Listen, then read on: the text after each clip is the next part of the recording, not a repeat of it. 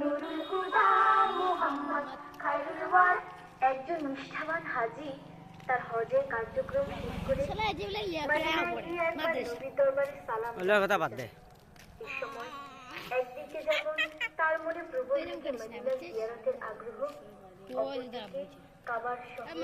কাবা ঘর ছেড়ে যাওয়ার একটা প্রচ্ছন্ন পরে দেখছিলাম, পরে আসছিলাম তখন দেখছিলাম তুমি ওদিন না চলুন খাড়া তাকে ঝুল করে তাই উঠতে